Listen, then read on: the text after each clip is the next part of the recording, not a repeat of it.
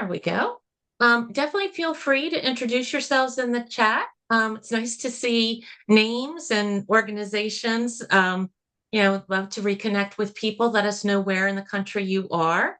Helps us feel a little bit closer while we spend some time together today. My name is Mary Beth Collins. I'm the Director of Programs here at NACoA, and our mission is to eradicate the impact of the disease of addiction on children and families, which wouldn't be possible without hope. Hope is the fertile ground on which recovery in all of its various forms becomes possible. So thank you all for caring about the children and families that are impacted by the disease of addiction and joining us today to learn more about how we can utilize hope as a strategy. Let me take a moment to go over just some basic housekeeping rules, and then we're going to dive right in and get started. Please enter any questions that you have in the Q&A box. We will be watching that, and we're going to try to answer those questions in real time or as soon thereafter as we can. You are going to receive CEUs for this presentation today. NACoA is a NADAC education provider, and you can expect to receive your certificate with CEUs through email later today. If you have any issues during the webinar, please feel free to message me privately through chat, and I will try to address it as best as I can.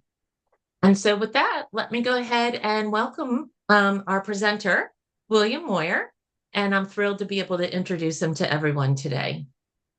William C. Moyer is the Vice President of Public Affairs and Community Relations for Hazelden Betty Ford Foundation based in Minnesota. As the organization's public advocate since 1996, he has carried the message about addiction, treatment, and recovery to audiences across the country. He has appeared on Larry King Live, The Oprah Winfrey Show, Good Morning America, and National Public Radio. William has written several books, including Broken, My Story of Addiction and Redemption, which is a New York Times best-selling memoir that was published in 2006, and it is still in print today. His latest book, Broken Open, What Painkillers Taught Me About Life and Recovery, became available in the beginning of September, and I will provide a link to access that book in the chat for you as soon as I'm done. He and his wife live in St. Paul, and they have 4 adult children. And with that, I hand things over to you, William. Thank you, Mary Beth, and thanks to everybody for joining today. I can't see who that is who's joining, but I have confidence that we have some people who are interested out there, and I want to encourage you to, as Mary Beth said, to ask questions or send in your comments, and I know she'll field those and send them my way, and we can talk about it for the next hour or so. I also want to thank Denise for helping to make this opportunity happen for me. And of course, I can never think about NACoA without thinking about my dear colleague, fellow traveler, friend, Sis Winger, who really was critical to my understanding early on in my career, the importance of family issues and the importance of family healing. I always came at addiction issues from my own personal perspective as a man in recovery from substance use disorder, as we now call it. It was only much later on that I would come to understand the importance of my issues in the context of the family issues that Sis talks so eloquently about and NACoA has dealt with over the decades. And in fact, in my new book, my relationship with family in the context of substance use disorders has become really critical for me professionally and me personally. So I'm really grateful to have this opportunity to partner with NACoA in this important opportunity, and also NADAC. We are going to talk about hope today, but we're going to talk about it not so much in an aspirational or altruistic way, as in hope will save the world, or I hope for a better future. There's nothing wrong with that kind of hope at all. But today we want to talk more about hope in the context of pragmatism, or in a more realistic way, hope as a strategy for helping yourself or helping a family member or a friend or a colleague, especially when it comes to substance use or mental health challenges, and also as it relates to codependency. I know that's a term that gets bandied around a lot, and sometimes people poke jokes at the term codependency, but as I've learned in my own experiences that I've shared in my own book, codependency is real. It's toxic. It can be as debilitating as a substance. And I want to talk about how we can confront codependency with hope as a strategy. As Mary Beth said, we're going to take your questions or your comments a bit later on. But let me just start briefly by sharing a little bit about myself with you. I know some of you know who I am and what I've been up to over the decades. I have worked for Hazelden Betty Ford for 28 years. It's hard to believe I've been there that long. I started out as a policy analyst in 1996. My dear friend Jane Knockin hired me after I answered a classified ad that said wanted policy specialist, Hazelden Foundation. I thought, well, of course, I'll take that job. I knew nothing about policy, but I thought that'd be a great job for me because I was changing my career at that point. I wanted to get into a helping profession, but I didn't have the credentials. Still don't have the credentials, and we'll come back to that. But I was hired at Hazelden in 1996. And I had a deep passion for the organization because I'm an alum of Hazelden. From 1989, I came out to Minnesota, where I now live and where I'm coming from today. I came out to Minnesota from New York in 1989 at the age of 30 years old. A lot of wreckage back on the East Coast. My parents sent me out here to go to treatment at Hazelden. They didn't know very much about it. I knew even less.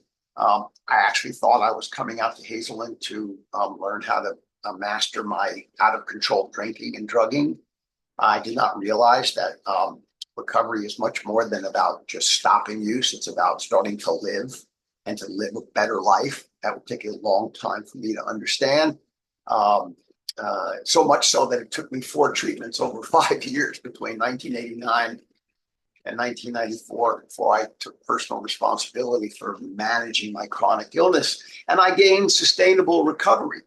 And then 2 years later, as I said, I began to work at Hazelden as a policy analyst, and I've been there ever since. For the record, I am not a clinician. I am not a therapist. I'm not a licensed counselor. I am the vice president of public affairs and community relations. And I need to emphasize that to you today because I'm not an expert clinically. Now, I've been around good clinical work for 28 years at Hazelden Betty Ford, and I'm a beneficiary of good clinical work. But again, I'm not a therapist. I'm not a clinician. If I happen to say something today when Mary Beth and I are talking that is counter to what kind of counsel you might be getting from a counselor or a therapist, you should probably go with what they say, not with what I say. But I do have a lot of practical experience, as I'll share with you momentarily, as it relates to some of these issues, both my own experience as a man in long-term recovery and also as the father of children who've had experiences that we're going to share in general terms today. But again, I'm not a therapist. I'm not a clinician. What's really important to emphasize in this hope is a strategy is that we all have hope when we overcome substances, right? If we're the addict or the alcoholic, or the person with a substance use disorder, whether we're the spouse, the parent, the sibling, the family member, we all have a lot of hope when somebody emerges from the ravages of addiction. And there's nothing wrong with that. In fact, that kind of hope oftentimes is what defines what I've come to understand as a V-shaped recovery. We go down as people with a substance use disorder or a family, we hit our bottom, and then we go up, right? Of course. And we all aspire to sort of have that V-shaped recovery. There's nothing wrong with that. But as I would learn, and as I will share with you today, it's not quite that simple. Again, a V-shaped recovery is a good way to ride the vehicle of hope. And I did that for 20 some odd years. I had 20 some odd years of sustainable recovery. But what I was to discover after I came off the bottom of my V-shaped recovery is that life on life's terms, it's hard. It's hard, and it throws all kinds of curveballs and fastballs at us. It's filled with potholes and sharp right turns and all those other things that can dash our hope, can make our aspiration, well, it can compromise it. I think nothing better symbolizes this V-shaped recovery and the hope that it instills in my first book, which Mary Beth talked about. It's called Broken, My Story of Addiction and Redemption, right? So it's a story filled with hope. And in fact, the end of this book, which came out in 2006, is all about hope. If you read the last sentence or a page or two, Moyers and his family are riding off into the sunset of the rest of life with a lot of hope. And there's nothing wrong with that, but it oftentimes runs into the reality of life on life's terms, as I said. And that's what happened to me. I wrote this book in 2005, 2006. It came out. It's still in print. It's in its fourth printing, but it's a snapshot in time of the early part of my life before I encountered substances, and then much later on when I had all the other, I went through addiction treatment multiple times. And it ends on a hopeful note, but it is a snapshot and it's frozen in time. And as that book was coming out in 2006 in hardcover, and then later on in 2007 in paperback, my life was beginning to fall apart. Big chunks of my life were beginning to fall apart. My sobriety was intact during that period, but my life was falling apart. Now, I'm going to try to do something here to sort of highlight that by sharing my screen. Let's hope that we can do this, Mary Beth. I'm going to share, and I'm going to show you a picture, and I think you can see that. It's a picture of me, my wife, Allison, and our 3 children. And that picture was taken right around the time that Broken was published. This was taken in Montana. I think we were out whitewater rafting.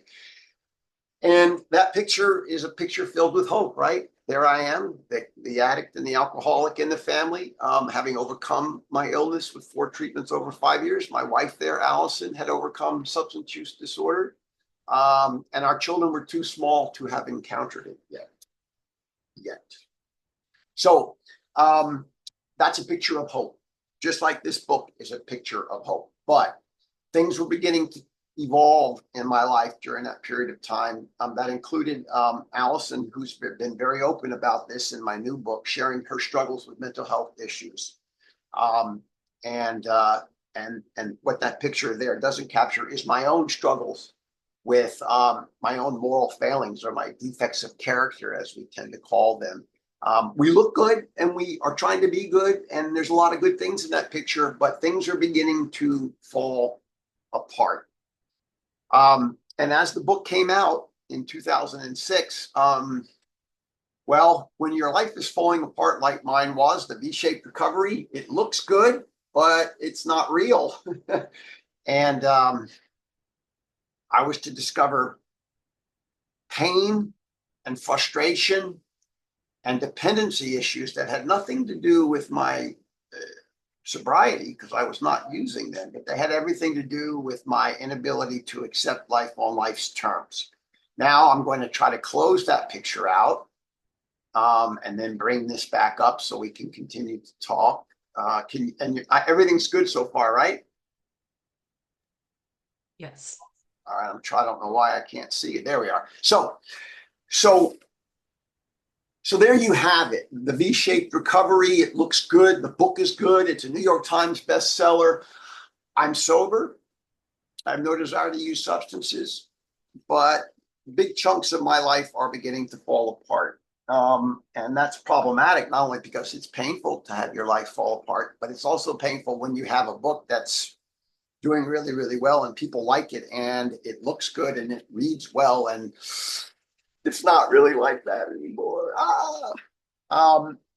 So in 2008, I had to come to terms with not only my shortcomings as a man and not only my shortcomings as a spouse, but I also had to come to terms with the fact that there were certain things, including Allison's mental health issues, that I couldn't control as hard as I could try to control them.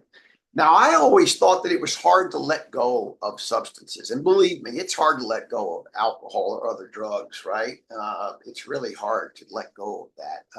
What I was to discover in 2008 was that it's even harder to let go of other people, particularly the people that I love, and particularly the people that I want to get better if they'll only listen to what I have to tell them.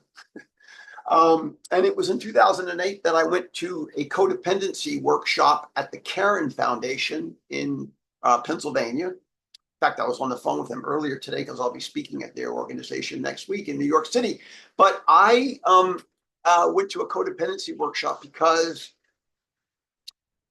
I was sober from substances, but I was completely under the influence of other people and their inability to do what I wanted them to do, meet my expectations. All I wanted was for my wife to get better. All I wanted was for us to be a restored family again. And that didn't happen. And so in 2008, I hit a bottom, a second bottom, a bottom stone cold sober. And it was the bottom that came with the realization of my codependency. And so I became a double winner. I became a member. I was a member of a 12-step recovery group for my substance use disorder, and I became a member of Al-Anon for those people issues that were really weighing me down, to say the least. I also had to experience the pain of divorce after so many decades, the pain of divorce. I had to experience that sober as well. And I always thought that it was hard to feel a hangover or to feel the craving. Those are hard, but the harder feelings for me were the feelings of futility, the feelings of heartache, the feelings of love lost. And to do all those without substances, it was incredible in 2009 to feel those things. It was also in about 2009 that my children began to evolve as teenagers. And I'll come back to that in a moment. But my point is that life became very complicated. You know, there's a saying in 12-step recovery, keep it simple, stupid. I don't like that term because life is not simple.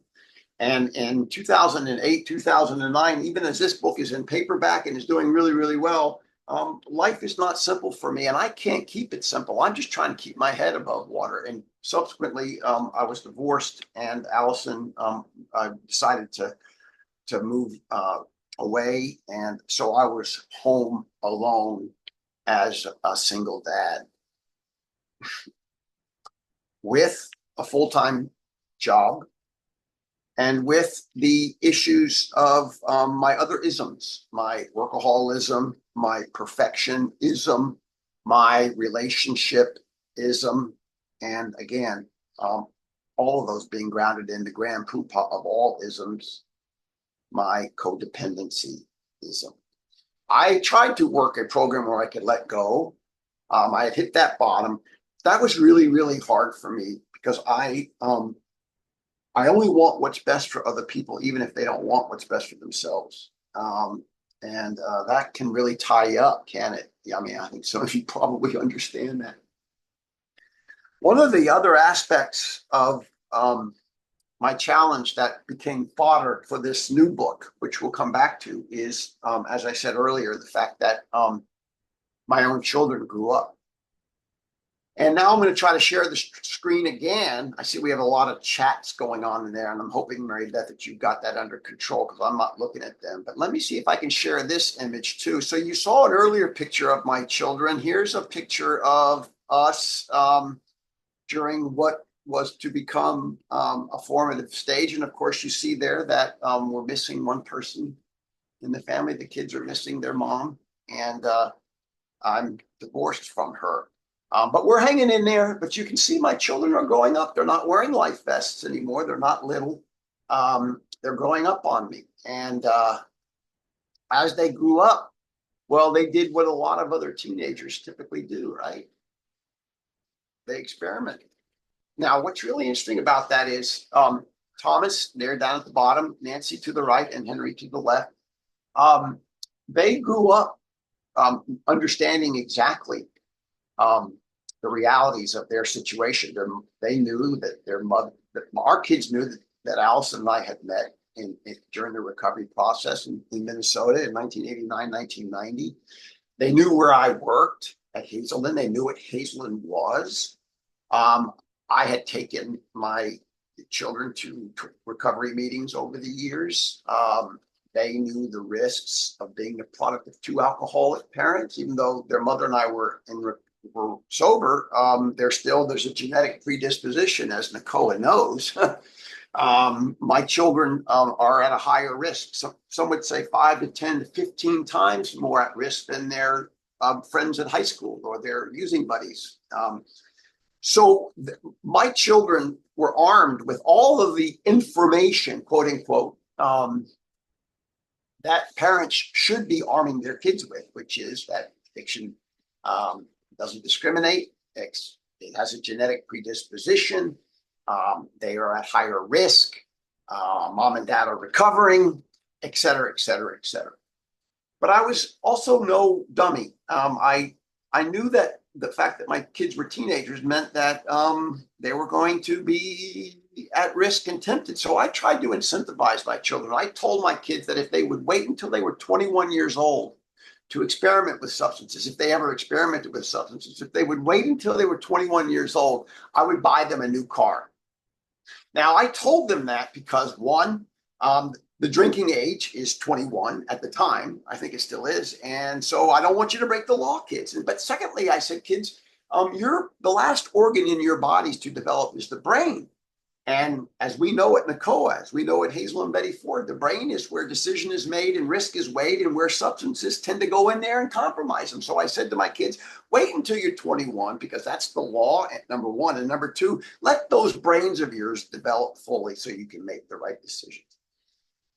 And I incentivized them to say, if you wait till you're 21, I'll buy you a new car. Well, guess what? I didn't have to buy my kids a new car.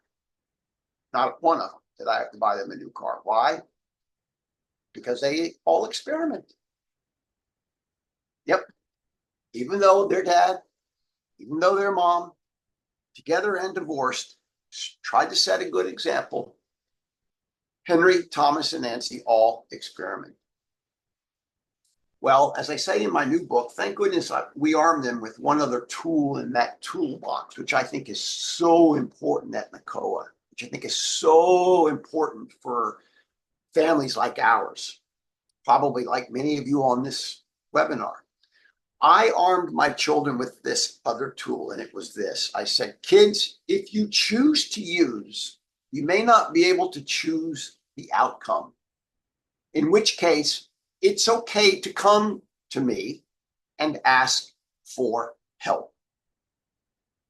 Henry, Thomas, Nancy, if you choose to use, you may not have any consequences, but you may choose to use and have all kinds of consequences. So kids, if that happens to you, it's okay to come to me or to your mother and ask for help.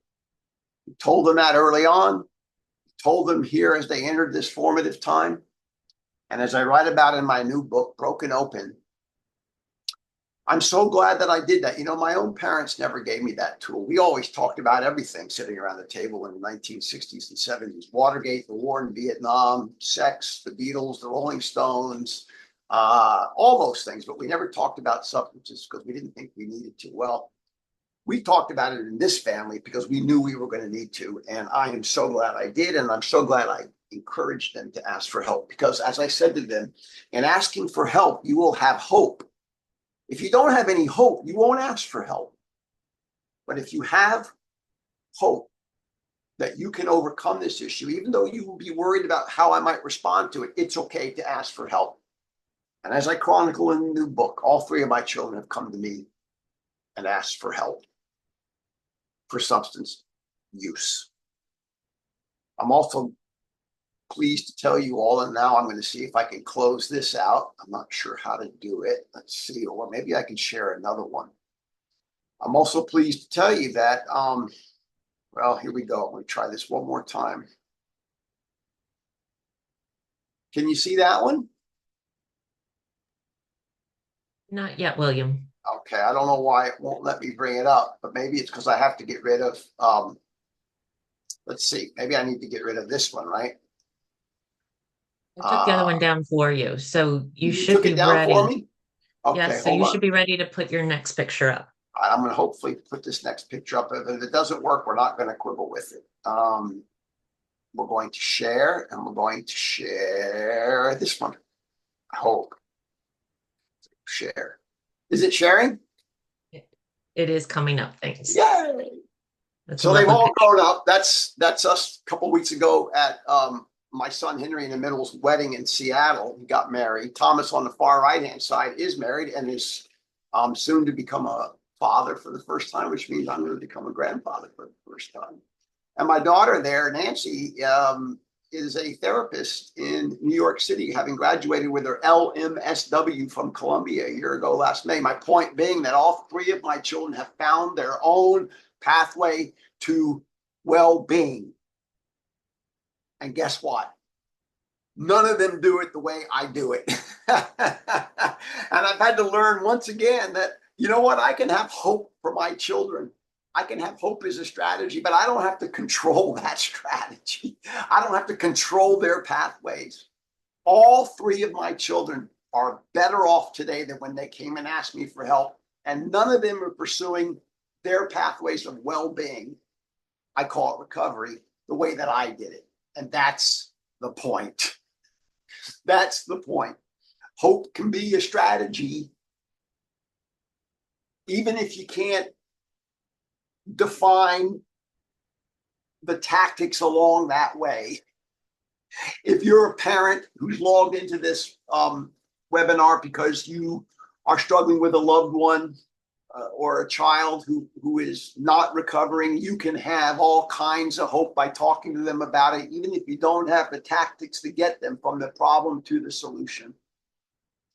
And I would encourage you to hold on to that hope. You know, they often talk in business. In the business world, hope is not a strategy, because, you know, you can't just hope to sell more widgets. You can't hope to raise more money at NACoA. You can't hope to fill the beds and the chairs at Hazelden Betty Ford with patients. You got to have tactics. I get that. You got to have a plan.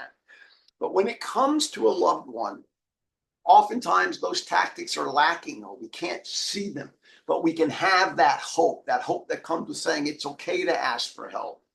Hope that comes from letting them find their way, and hope that comes from being able to let go and just trust that they're going to find that way, even if it's a way that you don't necessarily agree with or understand in your own application of a journey.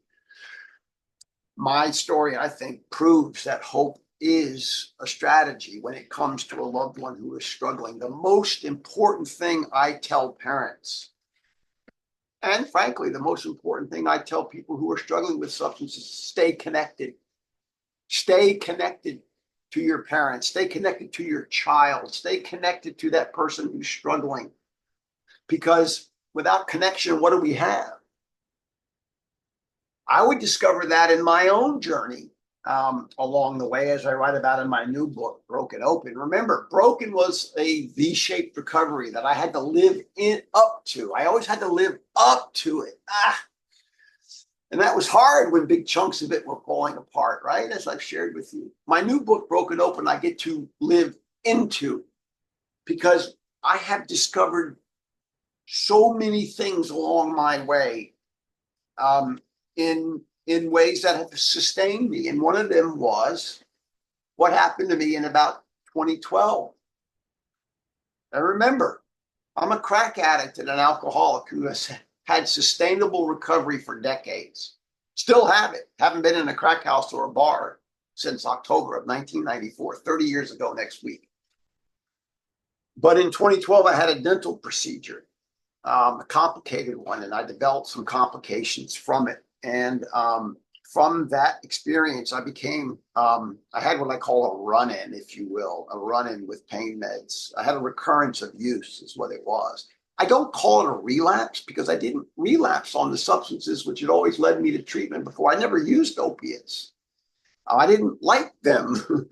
But when I was prescribed those pain meds, I liked them. I liked them because they took care of this neuralgia in my jaw.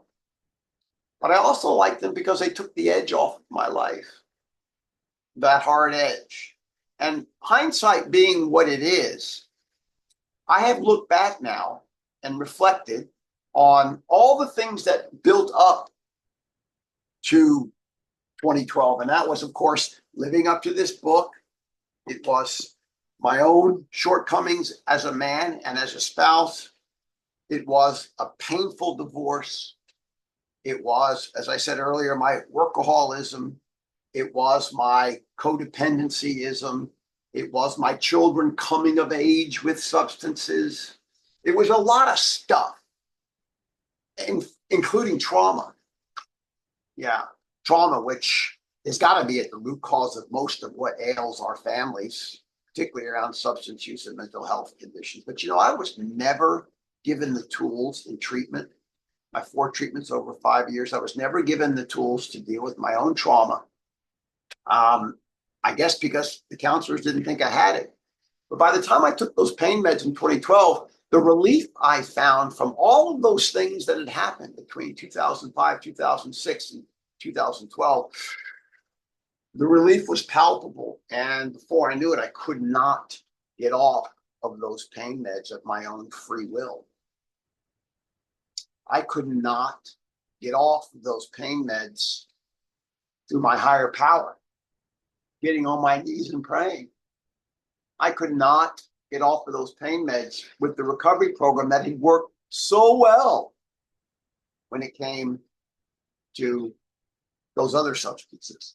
I could not get off of those pain meds despite my job at Hazelden Betty Ford, despite my public advocacy. All during that 3-year period between 2013 and 2015, I looked good on the outside and I continued to function, but I was struggling mightily on the inside. And there's only one thread or cord would be a better term for it, one cord that pulled me through that time. And you know what it was? Oh, there it is again. Hope. I had hope. I didn't have an answer, and I didn't have the tactics by which to get through this 3-year period, but I had hope that somehow, if I held on to my recovery,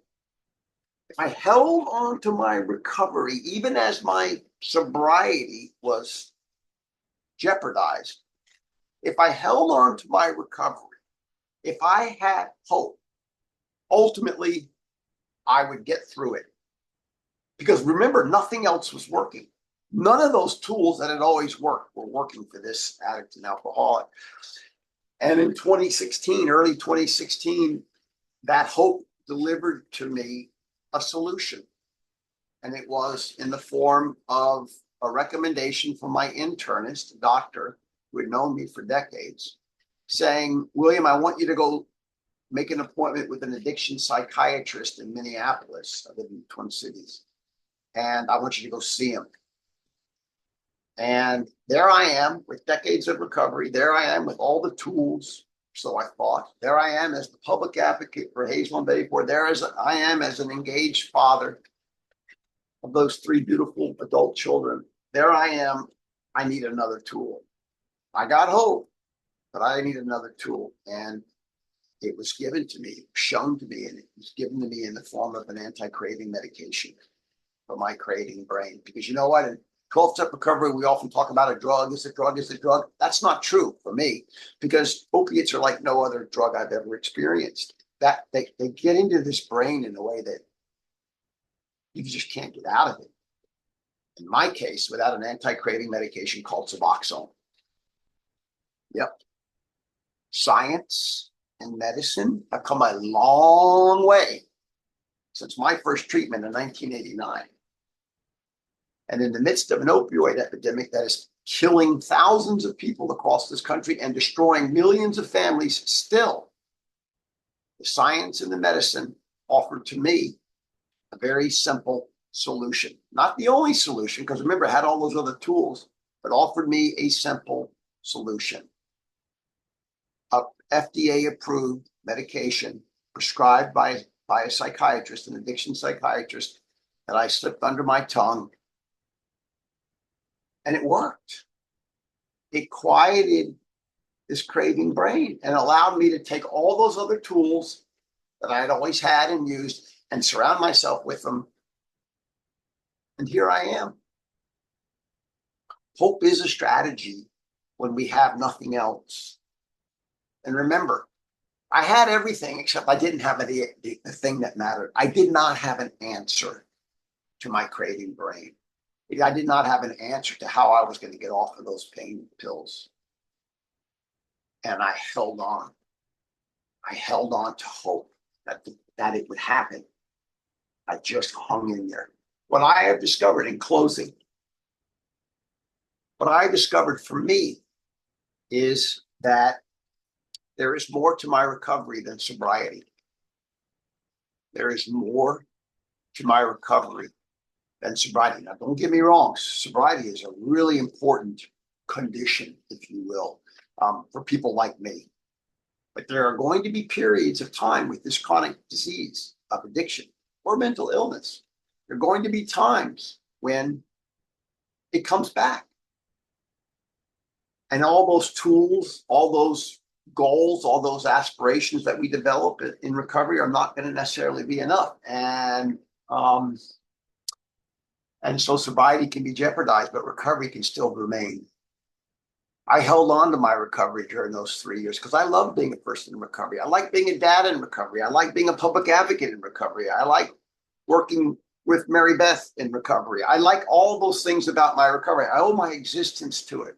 But in that period of time, when I was struggling with sobriety, I held on to my recovery. And I held on to my recovery because I continued to have hope.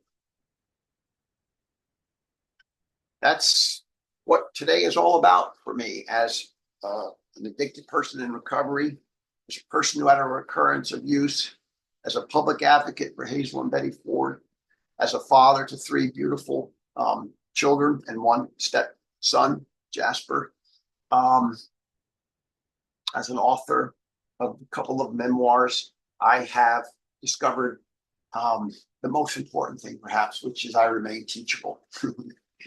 I'm getting to be old. I'm 65 years old. I can't believe it. I've spent more than half of my life recovering in one way, shape, or form. And son of a gun, I'm still teachable. And I think that's another lesson for today. Hope is a strategy to hang on.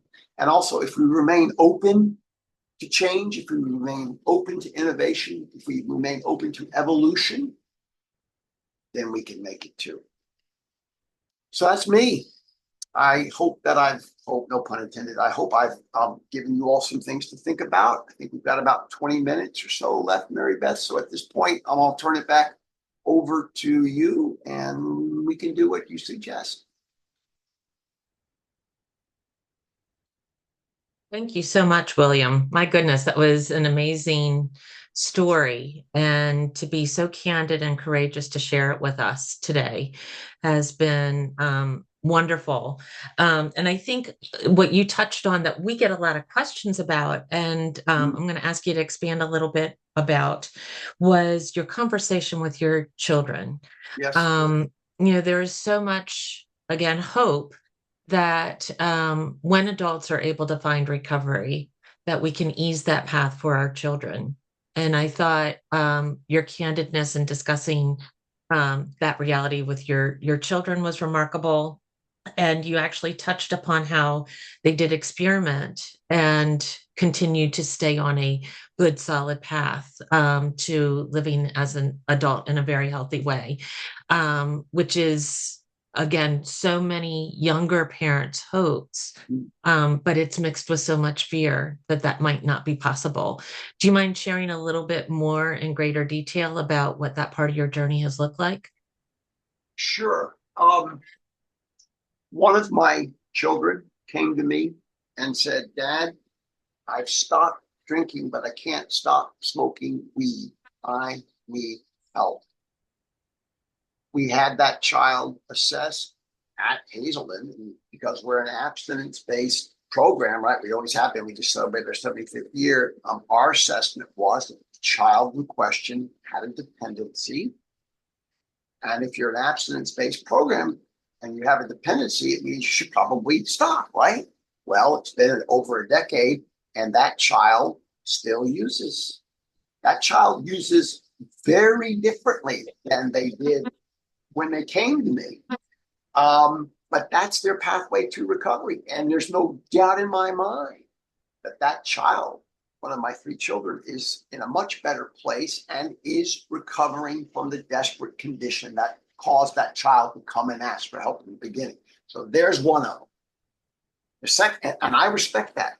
I respect that. And that child will have a beer or perhaps a glass of wine in front of me, and that's it. It's no big deal.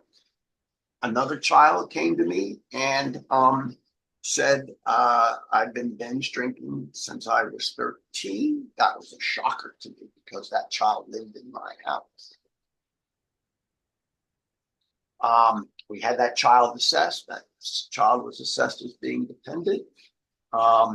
That child would subsequently need several rounds of professional help. And today, that there is no question in my mind that that child is recovering, hasn't had a drink or a drug in 5 or 6 years, but doesn't recover the way I would prescribe. And that's fine. Lastly, I have a child who came to me and said, when I drink, I binge drink and I can't stop until it's all gone. I need help. And I gave that child the tools, suggestions for next steps, and that child didn't do any of those. But I still continue to love that child, even as that child continued to struggle. But almost 2 years ago, that child of the three found a different approach. And it's working. So I hope that helps to answer the question, Mary Beth, that more of the detail. All three of my children asked me for help. All three of my children needed help. All three of my children recovered differently. And I accept that. I accept it in part because I'm able to let go of trying to be the doting dad or the expert dad, because that's not their business. That's not my business. So that's how they're doing it. On respecting that recovery is as unique as we are individually, right? Well, on that note, one of the other things I've discovered in my new book is that there are many pathways to recovery. You know, this country, we're very fortunate that that the 12 Steps of Alcoholics Anonymous were born in 1935, and from it came all kinds of opportunity for people to find a way out, find hope.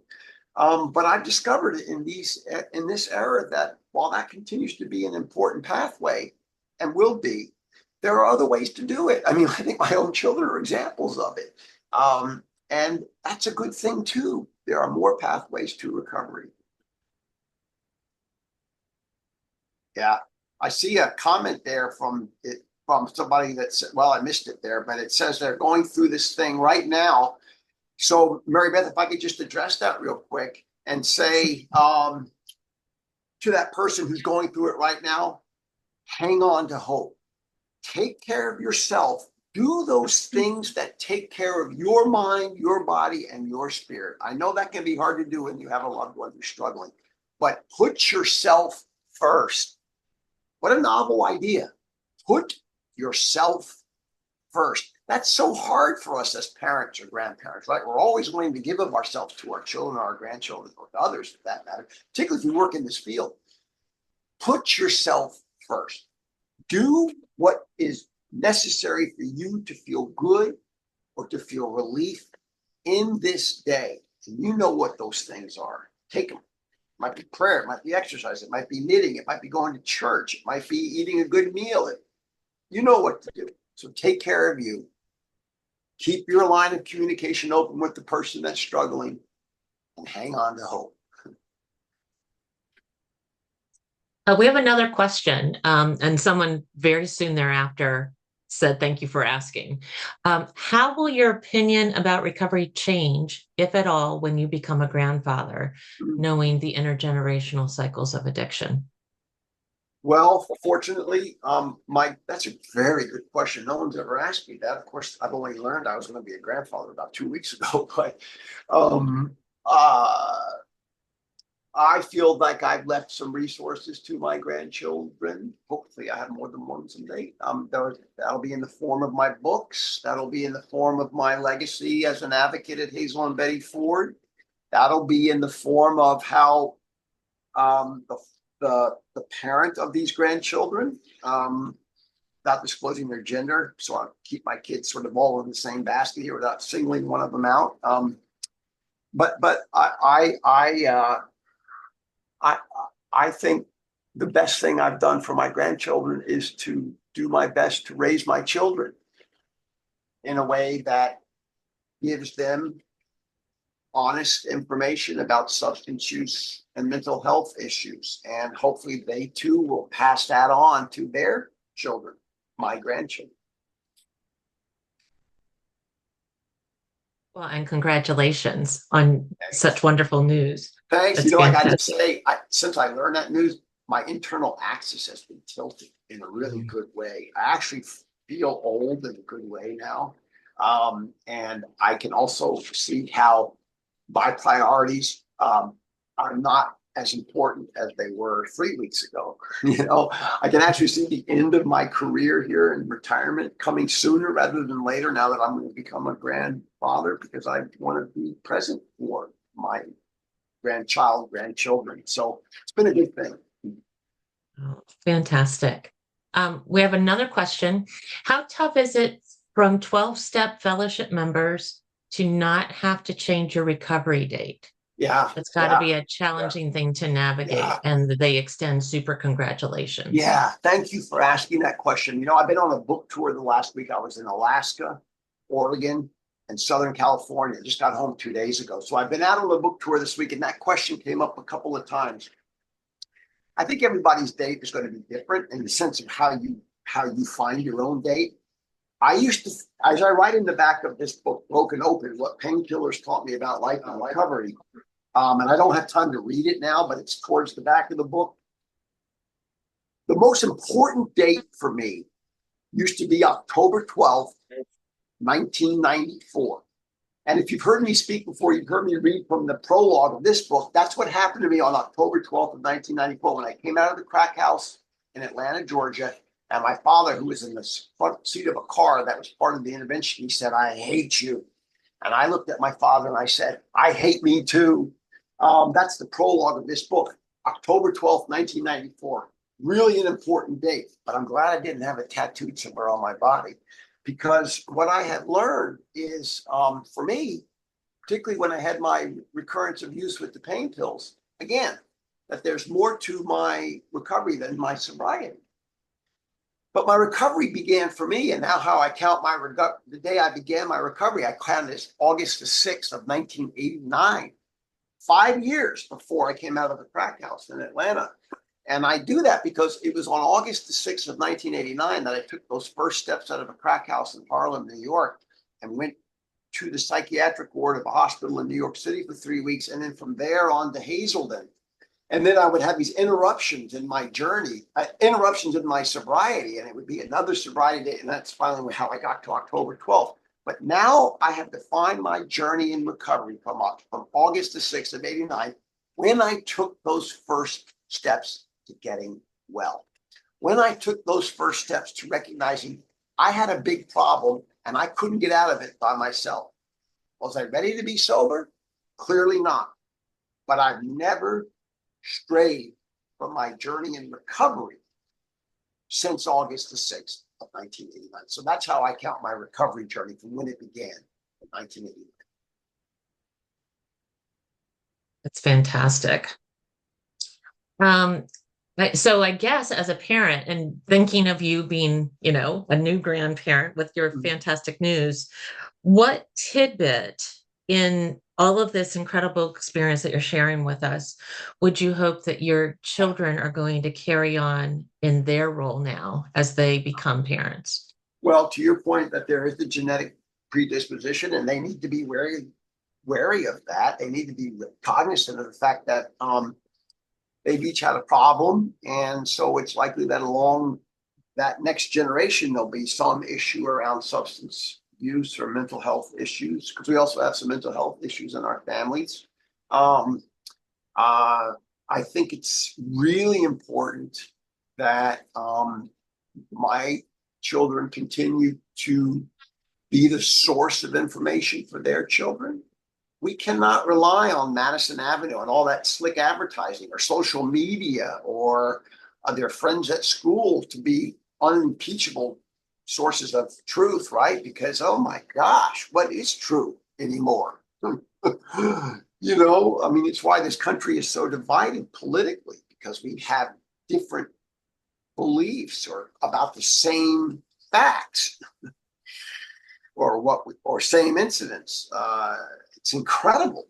And so parents and grandparents as in William, parents as in my own children, we need to be that source of information for the next generation, because if not us, who? So that's a big one. Also, and I think this is sort of, if I can pull out the lens a little bit and expand this to our audience, we need to recognize that the marijuana of our generations is not the same marijuana of today's generations. It's so much more toxic and I'm losing what I'm trying to say here. It's toxic, it's powerful. It can be delivered in different ways. You don't have to smoke it. It's legal in many, many states and probably soon in all states. Also, access to substances online is ubiquitous. And so we as parents and grandparents have got to be vigilant, not just in what our kids do or don't do, but in how they learn or don't learn what we want them to know and what we feel they need to know. That is really important. In the same way that we have had to write laws around texting and driving or around seatbelts and driving, I'm not suggesting that we're going to write laws. What I'm suggesting is we as parents and grandparents need to be hyper vigilant around what we can do to influence the course of our children and our grandchildren's lives when it comes to substances and mental health. And again, always emphasizing that it's okay to ask for help. Oh, William, I just, the hour went by very fast. I want to thank you for the time that you shared with us today. I want to thank you for being a longtime supporter and advisor for NACoA. And I'm actually going to wrap this up with a quote from your foreword. You had your friend and music legend, Rosanne Cash, prepare a foreword for your new book. And it just really struck me. And I quote, "In every obstacle, in every confusing or tortured moment, there was something in him that knew the current experience could be of use to another suffering soul at a later date. That is a high calling." And I think we saw some of that today in your in your conversation with us. And so I just wanted to thank you for choosing our space to bring some of that prophecy to reality. And I'm hoping that people that did attend today, were able to hear something of value, something that they can continue to meditate on to help them soothe and help guide them in a very positive way. And I've just found the last hour to be exceptionally moving, and I'm just grateful for your service here in this community. Well, Mary Beth, thank you for being such a good moderator and a host. Thanks to you and to Denise, and of course, always to Sister's Legacy that continues to touch us all, and also to the people who joined today. I'd rather speak to 30 people who wanted to be there than 300 who didn't. And I'd like to think that what we've done for the last hour will empower people to have hope and to make change or make influence in their small circle of community, however you define community. And again, I'm easy to find at Hazelden Betty Ford. I answer my own emails, although I'm usually a couple of days behind. So if you need anything, shoot me an email at Hazelden and we can connect. Thank you so much. For everyone else, I'm just going to run through some upcoming events. If you would like to join us on some things that we have planned, we do have an ACOA education and discussion meeting for those as adults who are trying to learn more about and process the impact of the disease of addiction during childhood. Our next session is Thursday, October 10th, and the topic is telling the truth. We have a webinar entitled Group Work with COAs, Challenges and Opportunities with our own Peggy McGillicuddy, who's the Director of Children's Programming, on Tuesday, October 15th. And then we are hosting, as a favor to Al-Anon, a learning event on Tuesday, October 22nd. It is an opportunity for professionals to understand the value of Al-Anon and the potential of additional healing for their clients. So I will provide additional information on those events in our follow-up email that we'll send to you, along with your CEUs and a link to the recording of this, if you'd like to revisit parts of it. So thank you all again for joining us for the last hour. We've thoroughly enjoyed our time with you, and I wish you all a wonderful afternoon. Thanks again.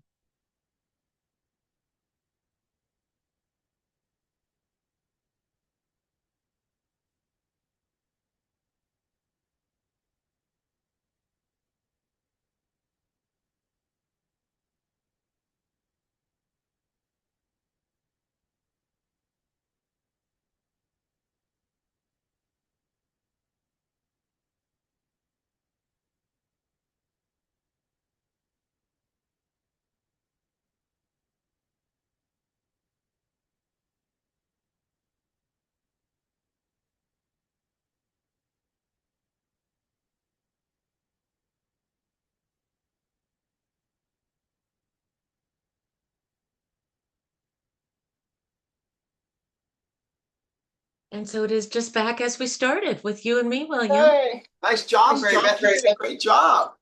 Oh, well, and thank you. My goodness, I think I could have listened to you all afternoon. You know, they're I don't know just, about that, but well, you know, I think any of us who have this in our family are watching the intergenerational mm, aspects of it in whatever way that it is, whether it's addiction or those isms.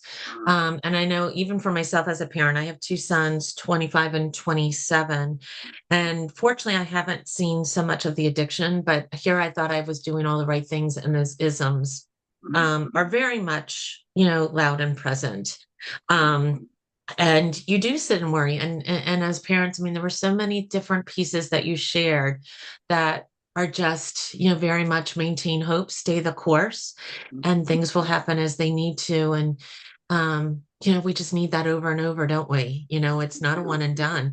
That's why you got to keep coming back, because we need to have people remind us yeah, that we are doing what we're supposed to do, and things right. will take care of themselves. And reminding ourselves that we're planting incredible seeds that we Yes. actually have to trust that as they continue to blossom in our children's development and their maturity, as they continue to tackle things, that man, those seeds are really powerful, and they will help guide our children. And as you say, you want to dive in, and you want to make it happen today, but life doesn't work that way. And so that you gave me some really good things, even in my own circumstances, to Yeah. be able to just kind of say, you know what, I am there for my children, but I don't have to be on top of them. And it's I use for my kids, I use that analogy with the rubber band, that we can stretch, but it doesn't break Right. because our love is much stronger than Yes. that. And I think that they both really find great value in that. And that's part of what we're giving in the gift of recovery to them as well, isn't it?